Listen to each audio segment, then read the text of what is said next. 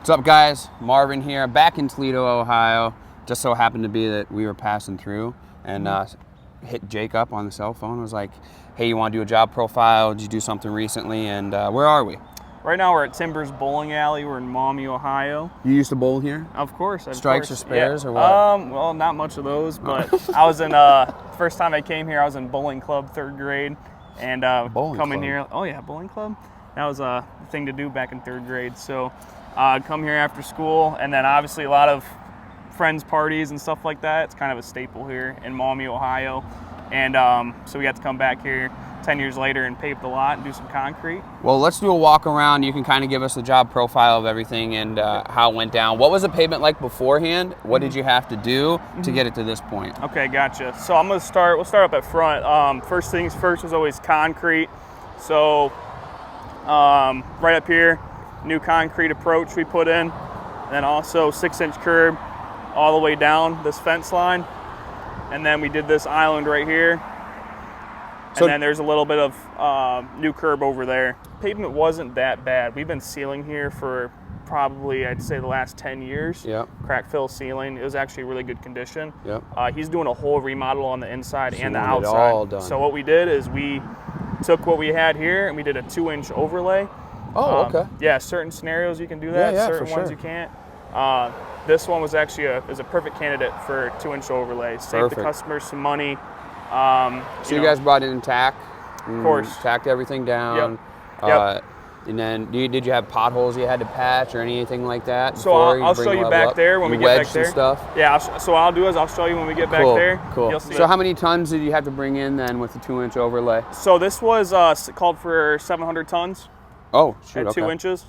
So what we did is we come in here actually the weekend before we did this, and we swept the whole thing. Yep. I milled headers, butt joints at all of these transitions right here. Did you use a Bobcat attachment for the mill, or did you guys use a little mill? What I have, we're running right now, it was a John Deere 333G with a 24-inch Bobcat mill. Oh, cool.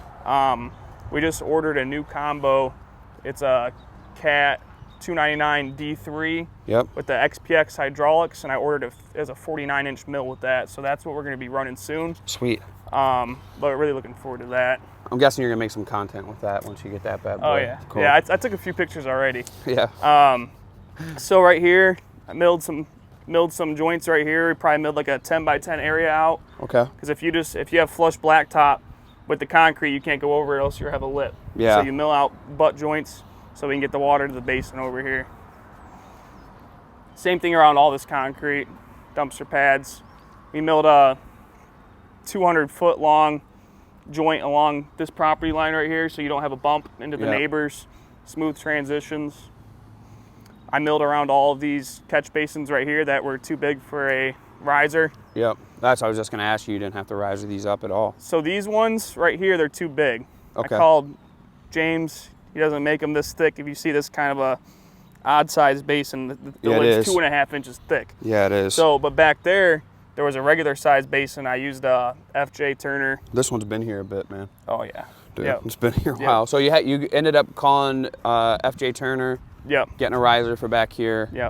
Yep. And we figured out that a lot of these basins in Ohio are the same size because I kept ordering the same sizes. Yep. So I just ordered 10 of them. Now I can, wherever I go, I need a riser, I'll have one on standby. If it don't fit, I cut it with a Sawzall.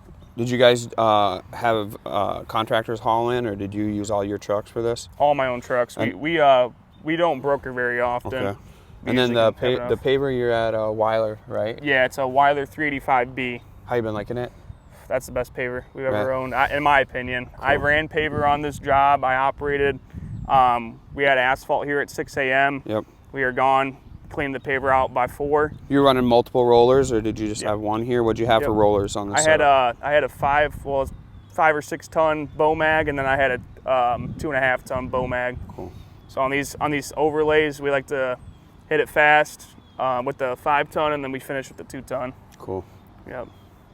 Sweet. What else? Do you have any challenges in this one? I'd say this one wasn't that bad. The only thing is that you can see the grades, it's pretty flat until you get maybe 20 foot on each side of the basin. So we're flat up in the corners. We wedged some of that in, picked it up, just to ensure that the water gets to the basins. So we're working with 2 basins back here. It's not the worst I've seen. It's not the best drainage I've seen. So Yeah. we Work with it. we worked with it. We Yeah. did a couple things, made it work. Move. We had some really messed up edges from the people before. They Yep. looked like a heart monitor before they started, and we cut a lot of the grass back and straightened it out as much as we could, so they got some straighter edges and stuff Cool. like that. Stuff that the blacktop community notices, but the owner doesn't Right. sometimes. Yeah. Well, it turned out beautifully. So for myself, for Jake here at Buck Brothers, blacktop and our job profile, #1 maybe. Number 1 so Check far. it. Be sure to check us out on Instagram and anywhere you can find us. This video will be on YouTube as well as our social media outlets. Peace. Thank you.